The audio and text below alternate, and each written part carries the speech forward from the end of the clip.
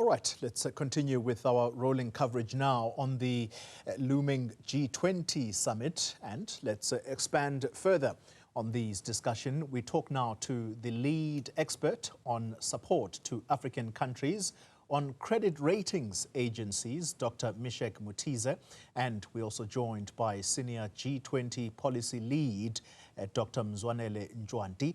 And to both of you, gentlemen, thank you very much for your time. Can I start with you, Dr. Ntshwanti? You are the G20 policy lead, and the story that almost threatens to overshadow this summit, although I suspect now things have sort of been put to bed, is that surrounding the United States and whether or not they're going to participate. But at least for now, it does appear that their only participation will simply be to receive the handover of this G20 presidency and handing it over to the next presidency, which is that of the United States. How much do we stand to lose as South Africa if we don't salvage this relationship? I think, Xoli, that this is probably going to be an ongoing relationship between South Africa and the US. And of course, I mean, we then happen to host the G20, which will be handing over to the US. So, of course, it would have been nice for all the G20 member countries and the leaders of the G20 countries to attend. The recent news that the US is considering attending may be welcomed, and that, of course, then you will have a full room of the G20 leaders, and then you would have the normal culture and processes of the G20 where the host country is able to hand over all the discussions that have ensued during the host year to the next presidency, in the idea, of course, to build the consistency and the consensus of the discussions that were being had this year. So that would be a positive thing, but it remains for the diplomats to continue to work on that. Yeah. Dr. Mutize, let's come to you and let me have your sentiment on the very question I asked Dr. Ntshwanti. Do you think that we stand to lose just purely based on the politics? Because I think this is where the disagreement is confined for now. The political leadership in Washington versus that sitting in South Africa, although the South African leadership will say, we've tried the best we can to reach out and used the olive branch, as the saying goes, but it does appear that we're dealing with an intransigent trading partner. Well, you are right that it's very unfortunate from our perspective is that this should have been a very opportune time for Africa to spotlight the issues that have been raised for several years now. And I think you are well aware that everyone across the continent was celebrating that now G20 is in Africa, and South Africa is going to be championing very strongly some of the issues that will profile Africa, especially in the dynamics that we have been witnessing in the changing global financial architecture. So instead of concentrating on those issues and for everyone across the world to come to South Africa with a positive sentiment to drive this agenda on profiling Africa as issues on the global scale, now we are being drowned into the politics of diplomacy in the global architecture, which is not very fair, to be honest, because South Africa has done all that it could to make sure that the processes are smooth. So we hope that given the sentiment of all the positive things happening in South Africa right now, that what will win is what South Africa will put on the table for the G20 handover. Yeah. All right, let's come back to you, Dr. Ntshwanti, and let's borrow from Dr. Mutize there, who talks about or who introduces into this conversation what we have invited you here for, and that is to discuss the change in this global financial architecture. But the substance or the nub of our discussion has to do with the debate around African debt, this debt crisis that overlooks the real human cost. Talk to us about where we are as a continent on this debt crisis that some of the countries on the continent often find themselves in. In my mind, I'm still reminded of Zambia and the position it was in not too long ago, but it does appear that the country is on the up again. Thank you so much, Xoli, for that question. I mean, this is a very important issue, and I think we need to welcome South Africa and the G20 presidency for having elevated this issue. And it elevated it in this sense. It put in its G20 agenda debt sustainability in low-income countries as one of its priorities. It envisioned to, of course, put up a commission on the cost of capital, which is one of the issues that exacerbate the debt challenges in Africa, the cost of capital, or what you'd call the interest rates that you pay, or the servicing of your debt as a sovereign nation. And where we are right now is that there's many initiatives that are currently taking place in this point. But I think we need to have a huge appreciation of the current context in which countries that are in debt distress find themselves in. I mean, for instance, in the continent, about 57% of the population in the continent lives in a country that pays more in debt servicing costs than to education and health.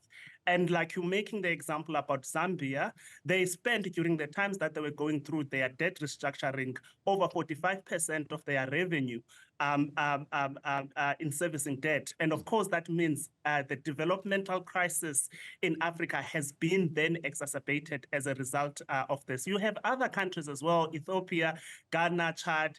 And like I'm saying, these are just the countries that have sort of gone through the debt restructuring situation. But you've got, like I'm saying, more than 30, for instance, countries that are in Africa out of the 49 that we had data for. Those people are sort of in living in countries that are either in debt distress or are at the risk of debt distress. So this is a huge problem, and it must always be linked to the idea that African countries are defaulting on their responsibility to develop, to confront the challenges of climate change, of youth, education, employment, etc., as a result of servicing debt, which is basically giving, of course, interest payments to creditors. That's the picture really that we're in. But what happened this year, of course, then there was the Africa's Expert Panel, which sort of, again, linked this issue of debt in Africa and said, let's not only look at debt itself, but let's look at the constraints to development and growth in the African continent. And that report was launched this week as part of South Africa's initiatives.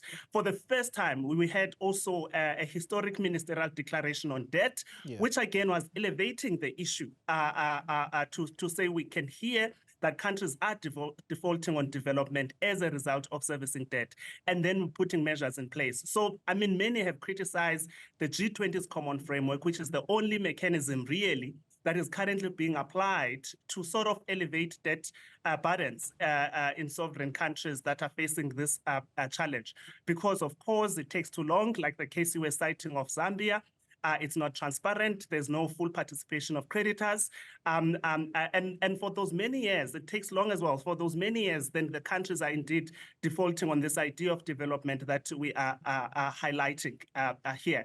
So we can then hope that that appreciation at a ministerial level of the G20 ministers, which are the biggest creditors, of course, then means that there is going to be some movement to either reform the common framework, but also maybe put development in terms of debt sustainability analysis at the core of it, and not only focus on making sure that when you talk about debt sustainability, you're actually talking about the country's ability to serve its debt, but you also talk about the country's ability to meet its developmental objectives. All right.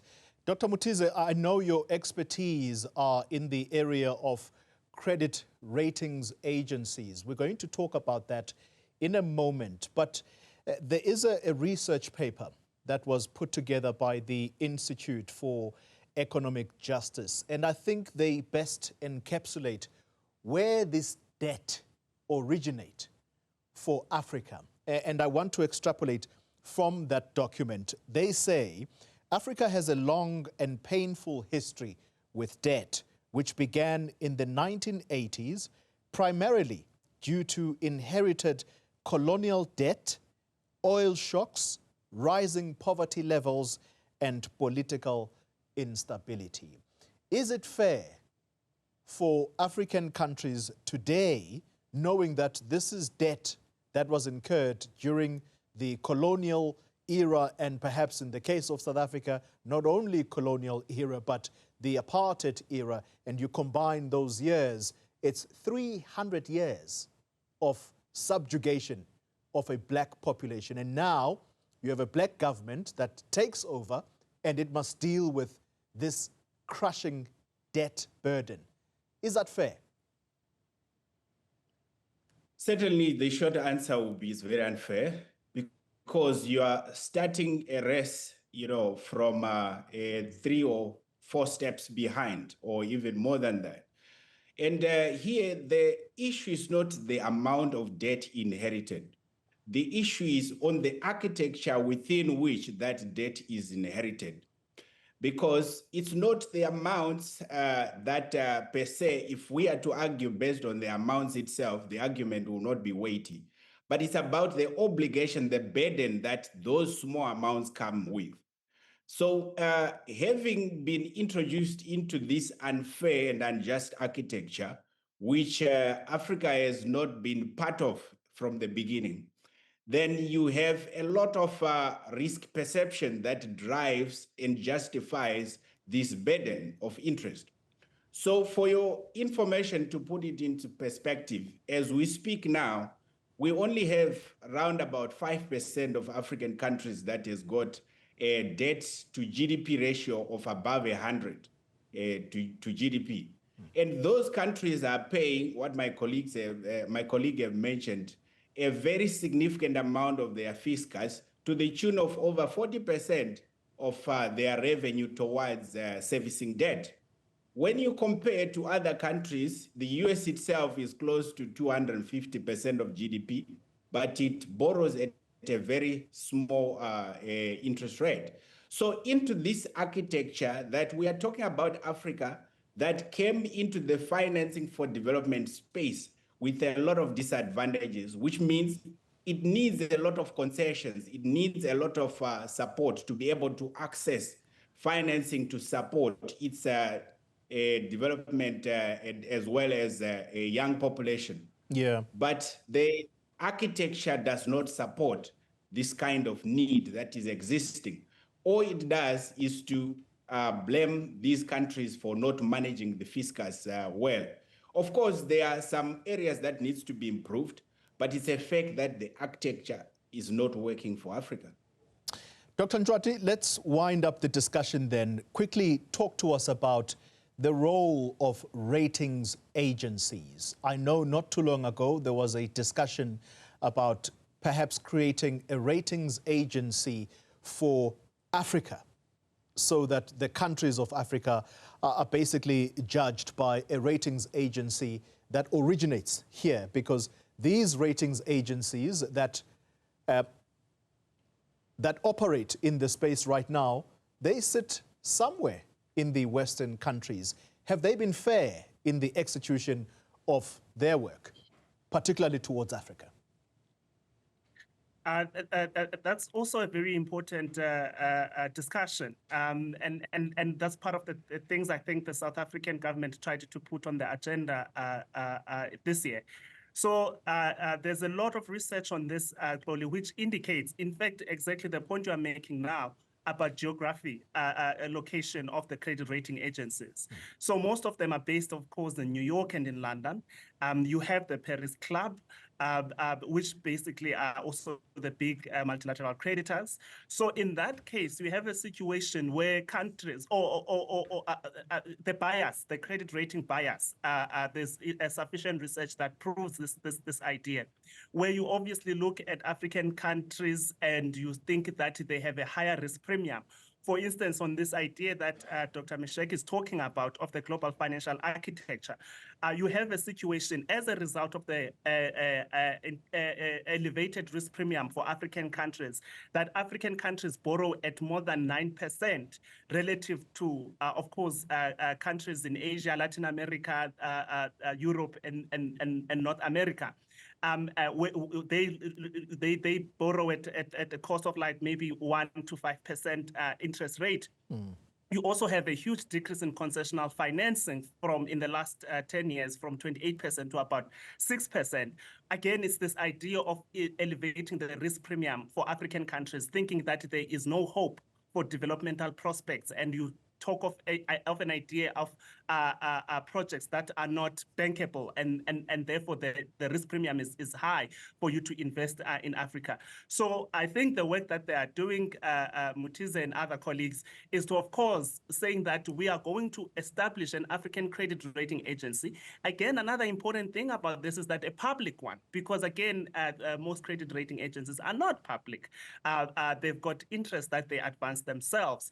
And then you are able to then say that you are going to judge us according to our circumstances and our context. Yeah. But not only that, you are going to also appreciate that we are not only focusing on the idea of bankable projects, but we are focused on our ability to develop and advance that idea. So development for Africa and a credit rating agency that is African would focus on the idea to develop rather than to reap profits and make sure that you're maximizing your shareholder value or your values from your bonds, bond holdings or bond portfolios. So that would be one of the ways to sort of try to restructure the international financial architecture that Dr. Misheck was talking about, that Africa, of course, found itself having to participate in, but not actually being a player. All right, Dr. Mutize, yours is easy then, and briefly, if you can, is to tell us the progress towards this creation or establishment of an African credit ratings agency that is public and not private or independent. No, thank you. I'm speaking to you from Mauritius, which is actually the designated headquarters of the Africa Credit Rating Agency. So we are making substantial progress, and I always want to use every opportunity to make the point straight that the Africa Rating Agency is not being established to give favorable ratings to African countries or to African instruments, but rather to address the implicit bias that my colleague have mentioned, and to give context-sensitive reviews or credit worthiness, so that investors, both in Africa and outside, will be able to get an accurate sense of risk of African instruments. So we believe that it's going to make a very huge impact, especially now that the debate is mature for African capital to be retained within the continent, from the reserves from the central bank to the pension funds and asset managers to be able to invest their close to risk-free capital within Africa, so that we also stimulate our own domestic capital market. So the agency is on course, and we are hoping that very soon we'll be making some bold announcements to the market. Do you have a timeline to that, very briefly? Well, of course, I think in the next few weeks, that's all I can say, because there are many players that are involved. The work is much, much more complex than I thought, but our preoccupation is rather not timelines, but to deliver a credible entity that will serve the purpose and also stand the test of time, because we cannot afford to fail. Wow, that's very interesting indeed. We are going to have to wait with bated breath to see an African credit ratings agency born partly out of just frustration sometimes because of the bias, as the experts have put it. Thank you very much to both my guests, Dr. Misheck Mutize. He is the lead expert on support to African countries on credit ratings agencies, and alongside him, Dr. Mzwanele Ntshwanti, and he is the senior G20 policy lead filling us in on some of the issues that plague the continent of Africa.